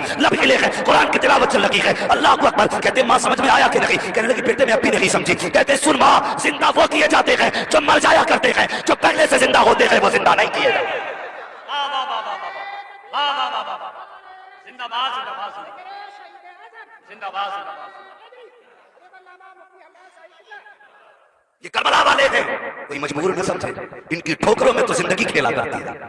ये निगाह के डालते तकदीर बदल देते हैं, अगर ये बोलते तो पत्थर की लकीर हो जाता। हाँ, ये मुस्तफा के घर वाले हैं। याद रखिए, मकाम शान और होता है, मकाम इम्तिहान और होता है। जो करबला में नेज़ों पर सर देखे ये मकाम इम्तिहान है, जो हुजूर के कंधे पे हुसैन देखे वो मकाम शान है। शान ये है मुस्तफा कंधे पे उठाते हैं, इम्तिहान ये है कि बच्चा बच्चा कुर्बान हो रहा है, कुर्बान मांगा। अल्लाह अकबर। वो दर्द करबला वालों ने देखा, वो दर्द करबला वालों ने देखा। अजीब मंजर था जब ये काफिला कूफे के दरवाजे में दाखिल हो रहा था। हजरत ज़ैनब ने कहा था सज्जाद ये दरवाजा देख रहे हो? कहा जी। कहते एक दिन वो था जब मैं अपने बाप अली के साथ आई थी तो इन्हीं लोगों ने फूलों से इस्तकबाल किया था। आज यही ज़ैनब कैदी बन के आई है तो यही लोग आज तमाशाई बने। ये कह के सैयदा ज़ैनब रोई थी। खुदा की कसम सैयदा ज़ैनब की वो ज़ात है जिन्होंने सबसे पहले कूफे में औरतों के जलसे में बैठ करके कुरान की तफसीर बयान की थी। ये सैयदा ज़ैनब। बातें बहुत सारी लेकिन सच्ची है कि मैं थक चुका हूँ माइक से इतना कि बस मैं बात समेट रहा हूँ और खत्म कर रहा हूँ। इंशाअल्लाह आइंदा अगर माइक अच्छा हुआ वक्त रहा तो मुकम्मल कल बात सुनाई जाएगी। भाई गुलाम नबी का बेहिसाब बेहद इसरार था, इसलिए आपकी बस्ती में हाजिर हो गए। अब जरा सुने, थोड़ा सा मुझ पे भी रहम करो कि मैं महीनों भर से सफर कर रहा हूँ, आपका थोड़ा मेरे लिए बहुत भारी हो जाएगा। बस अल्लाह सलामत रखे आप लोगों को, बुजुर्गों को। यकीनन मैं सलाम करता हूँ आपकी मोहब्बतों को। जितने लोग शुरू से बैठे हैं अल्लाह के करम से एक बंदा भी उठ के नहीं गया है।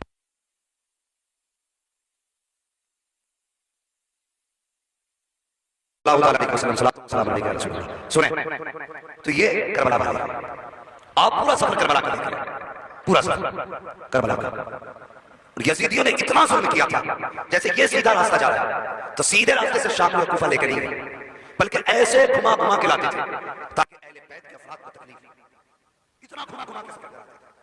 जब उलमाए कराम ने, मुफस्सिरीन मुहक्किकीन ने जब वो मसाफत नापी ना कि कितने पैदल चले तो जानते हो ये मसाफत करबला से मदीने तक की 5600 मील बनती है। कितनी किलोमीटर कितना बनेगा या बाद में हिसाब लगा 5600 मील।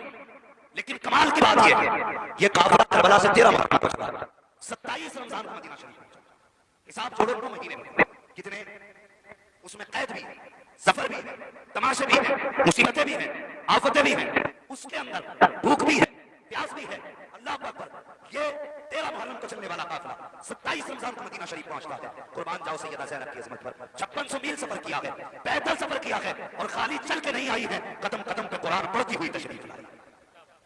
जब ये सफर 27 रमजान को मदीना शरीफ मुकम्मल हुआ ना तो जानते हो सैयदा ज़ैनब ने 72 कुरान मुकम्मल कर दिया। ये हज़रत ज़ैनब 72 कुरान मुकम्मल कर चुकी। और इमाम ज़ैनुल आबिदीन फरमाते हैं मैंने मदीना शरीफ से करबला था, करबला से कूफा, कूफा से शाम, शाम से करबला, फिर करबला से मदीना। कहते हैं ये पूरा सफर अपनी फूफी को देखा, लेकिन कहते हैं फर्ज नमाज तो क्या, मैंने अपनी फूफी का तहज्जुद का सजदा कज़ा होते हुए देखा। ये है करबला।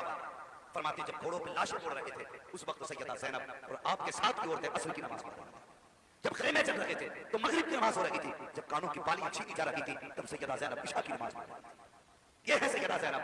और खुदा की कसम कुर्बान जाओ हज़रत ज़ैनब के शर्म और हया और पर्दे पर आपने पूरा सफर किया 9 महीने का, कैद में भी वक्त गुजारा, यजीद का दरबार भी देखा, सुबह से शाम तक खड़ी भी रही, लेकिन हज़रत ज़ैनब का किसी ने चेहरा नहीं देखा था। सर से लेकर अली की बेटी का पैर तक पर्दा। और कैसा पर्दा बता दो जरा, आप लोग कहते हैं माशाअल्लाह सलाम करते सारे बेदार हैं ना। मैं पर्दा बताने लगा हूं हुसैन की बहन का, जरा सारे कहते हैं या रसूल अल्लाह। इस पर्दे के साथ आप मदीना शरीफ पहुंची। इमाम ज़ैनुल आबिदीन ने बुलाया सज्जाद जी बीबी का ये सामने क्या है, रो के कहने लगे ये नाना का मज़ार है। अल्लाह अकबर, नाना का मज़ार है, मुझे पता है बीबी भूला नहीं। कहने लगे नहीं बेटे बात ये थी। करीब बुलाया, रुख किया करबला की तरफ, कहने लगे हुसैन गवाह रहना मैंने तेरी अमानत खैरियत से मदीने तक पहुंचा। उसके बाद फरमाया सज्जाद जी फूफी का औरतों को लेकर घर की तरफ चले जाओ, मैं नाना के मज़ार जा रही हूं, मुझे नाना को कुरान भी सुनाना है, करबला की बातें भी बतानी।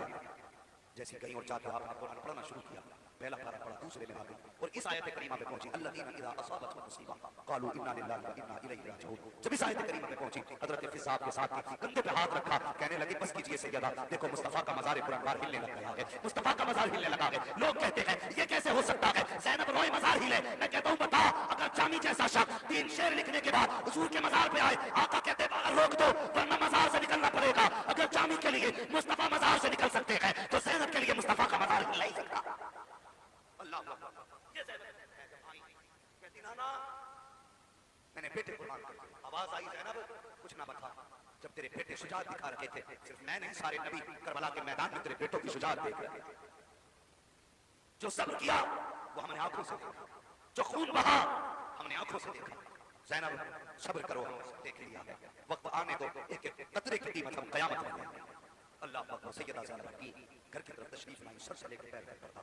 जब घर से गई थी तो हज़रत अब्दुल्लाह बिन जाफ़र तैयार से इजाजत लेकर गई थी अपने शौहर से, और 2 बेटे भी साथ ले गए थे। पता नहीं था माहौल क्या।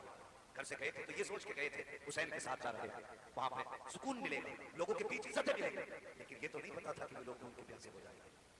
हाँ, बच्चे भी खुशी में गए थे मामा के साथ, लेकिन घर आई है ना अपना दरवाजा आ गया। अपने पहले 18 भाइयों के दरवाजे देखे, आज 18 भाइयों के दरवाजों पे ताले लगे। 27 रमजान है। एक दिन वो था जो ज़ैनब ईद लेने सारे भाइयों से आती थी, आज एक भी भाई नहीं देने लगे। अजीब मंजर था, क़यामत की अल्लाह अपने ही दरवाजे पे आ गई। जब दरवाजे पे पहुंची तो बेटियां कुरान पढ़ रही थी, बेटियां कुरान पढ़ रही थी, कुरान की आवाज कानों तक आई। दरवाजे पर बैठ गई, जैसी दरवाजे पर बैठी अचानक थोड़ा सा किवाड़ खुला, एक बहन की निगाह पड़ी, देख के कहने लगी बहन लगता है दरवाजे पे कोई भिखारन आके बैठी है। माँ कह के गई थी दरवाजे पे सवाल ना आ जाए, कोई भिखारन आ जाए तो जल्दी करना भीख देने में, ताखीर मत करना। एक ने 4 दिरहम निकाले, जा करके ये 4 दिरहम भिखारन को दे दे। एक बेटी गई, जाने के बाद 4 दिरहम उसने दिए, और देने के बाद क्या हुआ? दुरूद पाक पढ़ लीजिए, अल्लाहुम्मा सल्ली अला नबी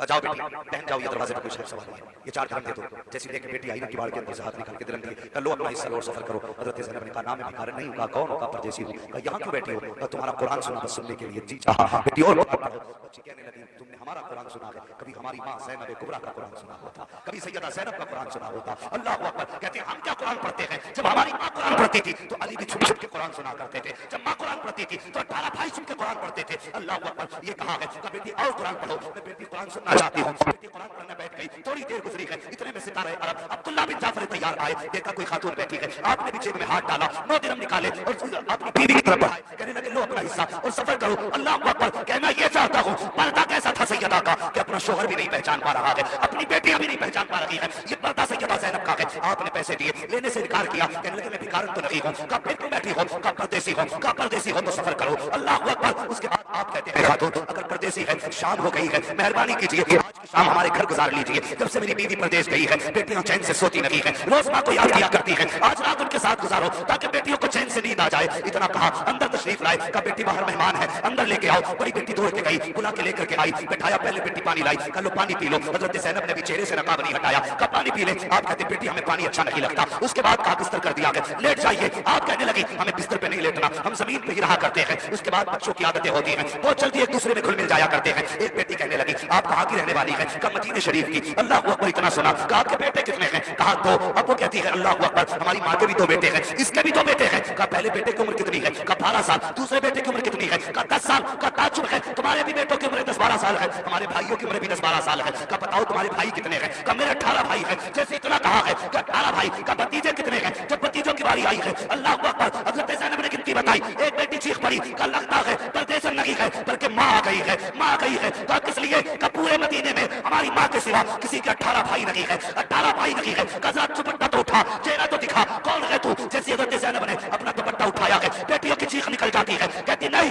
ये माँ नहीं हो सकती, हमारी माँ के बाल तो काले थे, इसके बाल सफेद हैं, हमारी माँ के चेहरे पे शराब था, इनके चेहरे पे झुर्रियां है। आप कहती नहीं बेटी मैं ही ज़ैनब हूँ। कहा फिर भाई कहाँ है? हज़रत ज़ैनब की चीख निकली, फरमाने लगी बेटे मैं बेटे लुटा के आई हूँ, मुस्तफा की उम्मत और कुरान बचा के लाया।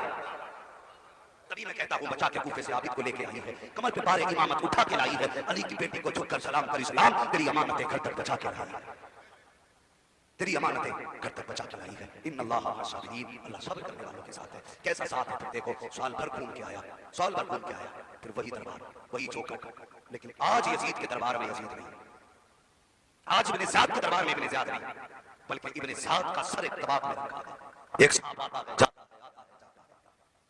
वक्त बदलने की देर थी, अल्लाह ने जब रस्ते तंग की ना तो एक एक को मुख्तार सख्ती ने चुन चुन के निकाल निकाल के मारा।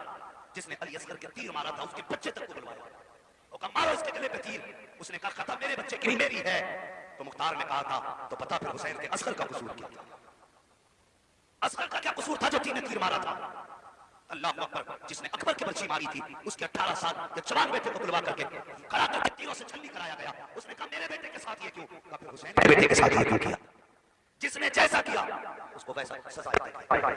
अल्लाह का अज़ाब इतना सख्त आया कि ये भागते फिरते थे, जमीन छुपने की जगह नहीं देती थी, जमीन छुपने की जगह नहीं देती थी। और रह गई यजीद के दरबार की बात। जब यजीद के दरबार में यजीद का बेटा था, उसने कहा मुझे इस तख्त से अहले बैत के खून की बू आ रही है।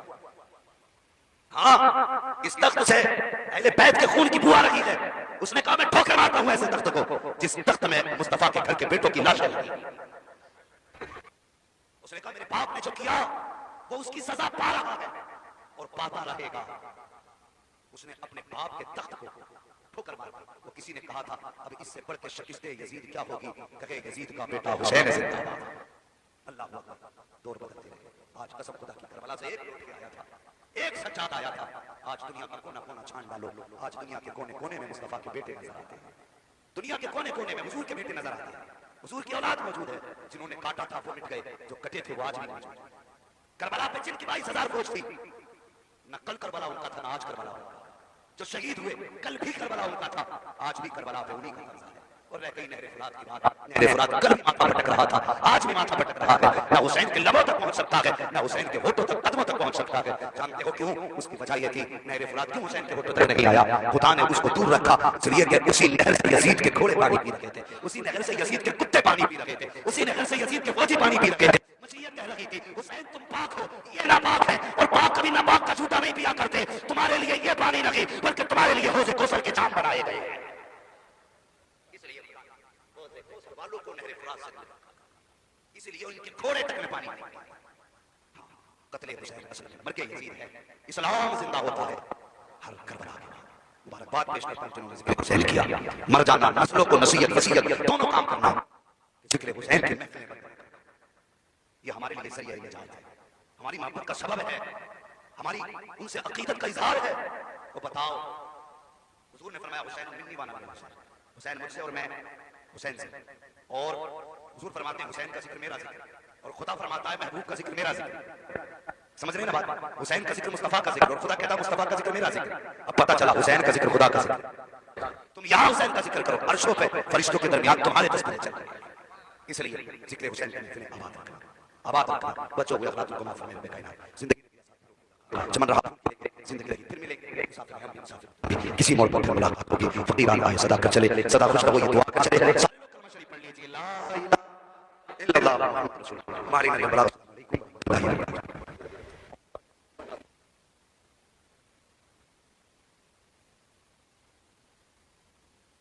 हुसैन ने फरमाया था अकबर अजान भी पढ़नी है।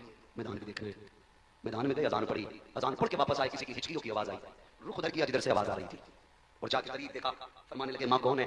कोई जवाब नहीं दिया। फिर कहते माँ कौन है तुम? कोई जवाब नहीं दिया। आपने देखा कि वो दुपट्टे से जमीन करबला पर साफ कर रही है। वापस आके कहने लगे अब्बा मैदान तो देखा, लेकिन एक बात से बड़ा ताज्जुब हुआ। कहा क्या? कहा खातून देखी अब्बा, जानते हैं अब्बा वो करबला के मैदान में रो रही थी। मैंने उससे बहुत पूछा, नाम नहीं बताया। इतना सुन के मेरा हुसैन रो दिया। बेटे ने कहा अब्बा क्या कोई खास रिश्ता उससे हमारा? कौन है वो? मेरे हुसैन ने फरमाया जिसे अजनबी समझ रहे हो ना, वो अजनबी नहीं, मेरी माँ फातिमा ज़हरा आई हुई है। अब्बा क्या कर रही है? कहा वो जमीन को दुपट्टे से साफ कर रही है जहां हुसैन को जमीन पे आना, कहीं मेरे बेटे को एक कंकड़ न रखा। इसलिए मैदान करबला में मेरी मां सफाई कर रही है। अगर शहादत बयान की जाए बड़ा वक्त लगेगा, बड़ा वक्त लगेगा। गौर से सुने यार, मां तो मां होती है ना, मां तो मां होती है। यके बात की शहादत होती है, शहादत होती है। बारी आती हुसैन बयान की, कर दूं बयान? कहते जरा या हुसैन, और जोर से कहते या हुसैन। बारी आई मेरे इमाम, सारे शहीद, तनहा बचा अली का शहजादा। और बहन तो बहन होती है। सैयदा ज़ैनब कहती मैं अपने खेमे में थी, हुसैन अपने खेमे में। मेरे दिल ने कहा ज़ैनब भैया अकेले हैं, 71 लाशें उठा चुके हैं, पता नहीं क्या क्या ख्याल भाई के दिल में आते होंगे, क्यों ना चल के जहन बांट लिया जाए। कहती मैं खेमे में गई ना तो हुसैन यूं तलवार से टेक लगा के बैठे। मैंने जाके सलाम किया, मेरे भाई उछल गए। मैंने कहा भैया खैर तो है? कहने लगे हाँ बहन खैर है। कहा आप उछल क्यों गए? कहा मेरी आंख लगी थी, मेरे नाना तशरीफ लाए थे। फरमाने लगे हुसैन दुखों के मारे हुसैन, प्यास के मारे हुसैन, दुख न उठा, थोड़ी देर की बात है, बस हौज़े कौसर का जाम तेरे लिए तैयार है। कहा नाना आए थे और मुझे बता के मैं कुछ देर का मेहमान हूं। फिर उसके बाद उठा मेरा हुसैन। कहा ज़ैनब तैयारी का वक्त आ गया है। खेमे में गए, तैयारी की, पटका बांधा, आपने धाड़ ली, तलवार ली, हमामा रखा, पूरी तैयारी के साथ हाथ में तलवार बाबा अली की ली, कंधे पे चादर नानी मुस्तफा की ली। और जब चलने लगे आप में अचानक आंसू आए। हजरत सैयदा ज़ैनब ने कहा भैया रो क्यों रहे हैं? का ख्याल आ रहा है फिजा कि जब सारे शहीद गए माओ ने रुखसत किया कि मैं जा रहा हूं, फातिमा नजर नहीं आ रही है, आज जी चाहता है मां फातिमा होती। हजरत फिजा ने कहा भाई बेटा मेरे पास मां फातिमा की चादर है, अगर कहो तो मैं उसका टुकड़ा ला के दे दूं। मेरे हुसैन ने मां की चादर को संभाला, आंखों से लगाया, सवार होने की तैयारी हो गई है। मुख्तसर से अंदाज में सुने, सवारी की तरफ चले। जब बैठने का इरादा किया, तन्हा है हुसैन, अकेला है हुसैन, गरीबुल बदन है हुसैन, आज कोई सवार करने वाला भी नहीं है, आज कोई बैठाने वाला भी नहीं है। और यार तुम जानते हो जब खानदानों में मौतें हो जाती हैं, बाप की कमर टूटती है, हल्ले वाले आके बैठ जाते हैं, दुख न कर अल्लाह और देगा बेटा, परेशान ना हो। फिर भी लोग कहते हैं यार इसके हलक से खाना नहीं उतरेगा, इसका जवान बेटा चला गया है, कोई कहता 6 माह का बेटा गया है, सलाम करो हुसैन तेरी जुर्रत को। तेरे घर के आगे एक लाश लगी है, 71 लाशें पड़ी हैं, अस्कर भी तेरे सामने है, अकबर भी तेरे सामने है, अब्बास के सभी बाजू भी सामने थे, और आज कोई तसल्ली देने वाला भी नहीं है, कोई कमर पे हाथ रखने वाला भी नहीं है। आज कोई ये भी नहीं कह रहा था हुसैन सब्र कीजिएगा, तनख्वाह है हुसैन, सब्र का पहाड़ है हुसैन, तनख्वाह है हुसैन, जुर्रतों का पहाड़ है हुसैन। अकेले खड़े हैं, लगाम पकड़े खड़े हैं, कहने की तरफ देख रहे हैं, मक्तल पे निगाह डाली है, गाजी अब्बास की लाश सामने है। ख्याल आया अब तक जाता था गाजी सवार करता था, आज हुसैन जा रहा है, कोई बैठाने वाला नहीं है। खुदा की कसम जुर्रत हैदरी लेकर के अली की बेटी आगे बढ़ी है। सैयदा ज़ैनब ने कहा हुसैन दिल थोड़ा ना कर, अब तक सबको तूने सवार किया है, अब तुझे अली की बेटी सवार करेगी, जा सवार हो जा, मेरे हुसैन की सवारी की लगा। सैयदा ज़ैनब ने पकड़ी है, हुसैन बैठे हैं सवारी पे, जिस सवारी पे हुसैन बैठा है उस सवारी को मुर्तजिज कहा जाता है। ये मुर्तजिज क्या है? ये वो घोड़ा है जो यमन के बादशाह है, मेरे नबी को तोहफे में दिया था, फिर यही घोड़ा मेरे नबी ने अली को तोहफे में दिया था, फिर यही घोड़ा इमाम हुसैन के हिस्से में आया है। मुर्तजिज की खासियत ये थी कि इसमें हुसैन बैठते थे तो हवा से बातें करने लग जाता था। लोग कहते हैं इसको क्या पता मेरे ऊपर कौन बैठा है? मैंने कहा भूल गया, जब हलीमा सादिया की ऊँटनी पे मेरा नबी बैठता है तो हवा से बातें करती है और वो कहती है कि मेरे ऊपर वो बैठा है जो नबियों का इमाम है। जब मुर्तजिज पे हुसैन बैठता था तो ये कहता था ओ लोगों मेरे मुकद्दर को सलाम करो, मुझ पे वो बैठा है जो नबियों के इमाम के कंधे पे बैठा करता था। अल्लाह अकबर, मेरा हुसैन मुर्तजिज पे सवार हुआ, थके तो नहीं है ना अभी? चलना घोड़ा नहीं पड़ा, कहते यार समझा कर देख ज़ैनब सामने खड़ी है, वो मेरे बाप भी है, कहीं सब्र के बंधन न टूट जाए, चल जल्दी ले चल, जल्दी ले चल। आपने 11 मरतबा इशारा किया लेकिन मुर्तजिज आगे नहीं बढ़ा, आगे नहीं बढ़ा ना मुर्तजिज। आपने कहते सुन भाई हम करीब नहीं, करीब नहीं, हम सखी बने सकी, हम जबरदस्ती किसी के साथ नहीं करेंगे। मालूम है तेरी भी 3 दिन की प्यास है, थक गया ना सुबह से मेरे साथ लाशें लेके आया, मुझे मैदान लाता रहा ले जाता रहा, बहुत लाशें उठाई तूने। सुन हुसैन मजबूर नहीं करता, प्यासा है ना, जा मैं इजाजत देता हूँ, चाहे तो नहर फुरात जाके प्यास बुझा ले, चाहे तो जाके मक्का शरीफ चला जा, चाहे कूफा चला जा, तेरी मर्जी है, हुसैन मजबूर नहीं करेगा। ये कहते कहते जैसे पैर सीन से निकाला ना, घोड़ा रो दिया। एक रिवायत में आता है उसने अर्ज़ की मालिक आप ज़बान दे दे, अगर आज ना बोल सका क़यामत तक के लिए रुसवा हो जाऊंगा। अल्लाह ने मुर्तजिज को क़ुव्वत गोयाई बख्शी, उसने रुक किया हुसैन की तरफ, कहने लगे आता नौकरों से ऐसे बातें नहीं की जाती है, हुसैन मैं तेरा नौकर हूं और तेरे इशारे पे जान कुर्बान कर दूं, मगर मेरी मजबूरी है हुसैन, मजबूरी है। क्या मजबूरी है? कामुल के जरा खेमे की तरफ तो देख, मेरे हुसैन ने खेमे की तरफ देखा, किसकी बात करता है वो देख, तेरी 7 साल की सकीना, तू एक बार कहता चल वो 2 बार कहती है ना मुर्तजिज लेके ना जाना, जो एक बार गया है दोबारा नहीं आया। हुसैन मेरा बाप है, मुझे मालूम है ये जाएंगे तो दोबारा नहीं आएंगे, ठहर जा, मुझे जी भर के अपने बाप से प्यार करना है, जी भर के प्यार करना है। हुसैन नौकरों को ये गाली नहीं दी जाती, ये ताने नहीं।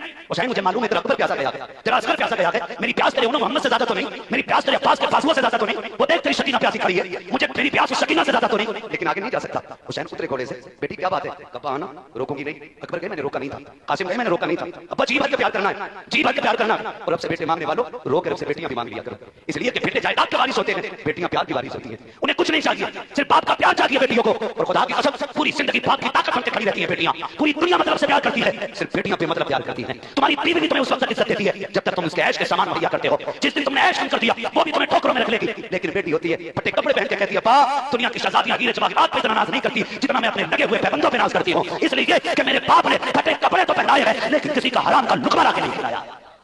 ये बेटियां होती है हज़रत, ये बेटियां होती हैं। जाओ कितने इमामों की कहानी मुझसे सुनोगे, कितने इमामों की कहानियां और कितने लोगों की कहानियां कि बीवियां इसलिए छोड़ के चली गई कि शौक शोहर पूरे न कर सका, लेकिन बेटियों ने बाप का साथ नहीं छोड़ा, गुरबत में उंगली पकड़ के साथ चलती रही, इसलिए कि बेटी से जितना बाप से जितना प्यार बेटी करती है ना कोई नहीं करती। मैं भी बेटा हूं, सिर्फ आप बेटे नहीं है, ये मत समझना मैं आपको गाली देने आया हूं। खुदा की कसम खाकर कहता हूं अल्लाह करे आपके आंगन में दुल्हन आए और आपका आंगन बेटियों की आवाजों से जगमगाने लग जाए। बड़ी बात होती है अल्लाह किसे बेटी देता है, बेटी बेटी होती है। मेरे हुसैन की बेटी कहती है अब्बा उतर के आना, मैं रोकूंगी नहीं, आज जी भर के प्यार करना है। इधर हुसैन तेरे दिल ने कहा हुसैन के हुसैन ये वो है जो तेरे गले का तावीज़ है, ये वो है जो तेरे सीने पे सर रख के सोती है। मैं तो आज भी चैलेंज के साथ कहता हूं हम लोग परदेसी लोग हैं, हम लोग परदेसी लोग हैं, जितने परदेसी है ना वो मेरी बात समझेंगे। खुदा की कसम जब घर से हम लोग निकलते हैं ना तो बच्चे हमारे रास्ते रोकते, बेटियां रोती और जब कई दिन हो जाते तो फोनों पे फोन आते, अब्बा कब आएंगे, तेरे बगैर जी नहीं लगता, जी करता उड़ के चले जाए। बेटी ने पुकारा जी भर के जाकर प्यार कर बेटी को, जबकि मालूम हम 4 दिन के लिए निकले हैं, 8 दिन के लिए निकले हैं, 10 दिन के लिए निकले हैं। खुदा की कसम हम बच्चों से झूठ बोलते हैं, हम कहते हैं बस आने वाले हैं, बस आने वाले हैं, घर से निकलते तो झूठ बोल के निकलना पड़ता है। अब हुसैन का रिश्ता सकीना से कितना गहरा है, हुसैन के सीने पे लेटने वाली सकीना, हुसैन से प्यार करने वाली सकीना, हुसैन के गले का तावीज़ कहलाने वाली सकीना कहती है अब्बा आइए ना, मेरा हुसैन चाहता है आज बेटी को जी भर के प्यार करेंगे। आपने करीब आके बाजू फैला दिए जैसी बाजू फैलाए हैं, बच्ची ने हाथ जोड़े हैं, अब्बा मैं तेरी बेटी हूँ, दुख ना उठा, सुबह से 71 लाशें उठा के आपके बाजू थक चुके हैं, अब बेटी का बोझ ना उठा, अब्बा मैं तकलीफ नहीं देना चाहती, पापा ऐसे झुक जाइए जैसे नमाज रुकू में झुकता है, कहते जी भर के मैं तुझे प्यार करूं, मेरा हुसैन हालत रुकू में आया है, बेटी ने बाप के गले में हाथों का माला बना के डाला, बाप को गले में हाथ डाल करके बेटी ने बाप का माथा चूमा, हुसैन खामोश है, बाप का दाना रुखसार चूमा, हुसैन खामोश है, बाएं रुखसार चूमा, हुसैन खामोश है, बेटी ने लबों को चूमा, हुसैन खामोश है, गले को चूमा, हुसैन खामोश है, लेकिन जब सीने को चूमा के अब हुसैन खामोश न रह सके, बेटी बता दो सही ये प्यार क्यों कर रही हो, तब हुसैन की सकीना ने कहा था अब्बा ये जो मैंने इतना प्यार किया है जानते हो मैं देख रही हूँ, सुबह अकबर गए थे, तुमने भी चूमा था, माँ ने भी चूमा था, भाइयों ने भी चूमा था, फूफी ने भी चूमा था, सबने प्यार किया था, हुसैन अब तुम जा रहे हो, कोई चूमने वाला नहीं है, मैं जो प्यार कर रही हूँ बाबा ये सिर्फ मेरा प्यार नहीं है, अब्बा जी बात ये है मैंने आपका जो माथा चूमा है वो मेरा प्यार नहीं है, नाना मुस्तफा का बोसा है, दाई रुखसार को चूमा है, बाबा अली का बोसा है, बाएं रुखसार को चूमा है, माँ फातिमा का बोसा है, तेरे लबों को चूमा है, चाचा हसन का बोसा था, तेरे गले को चूमा वो मेरा बोसा था, ये कहते कहते जब बेटी चुप हुई है हुसैन कहते हैं बेटी सीना क्यों चूमा है, कहती है अब्बा मैंने जो सीना चूमा है उसकी वजह कोई और नहीं है, बल्कि रात को जब आप अकबर से बातें कर रहे थे मेरी आंख लगी, हाँ मैं तेरी मदीने वाली बेटी आई थी, सुगरा ने कहा था सकीना जब बाबा करबला जाएंगे तो सबके बदले का प्यार करेगी, मुझे ना भूल जाना, अब्बा ये जो प्यार किया है ये तेरी मदीने वाली बेटी के बदले का किया है, अल्लाह अकबर, मेरे हुसैन ने बेटी को सीने से लगाया, बच्ची ने कहा चाहिए लब के मान में दिया है, मेरे हुसैन ने बेटी का माथा चूमा और इस जुर्रत और प्यार को देखकर तारीख दोहरा रही थी।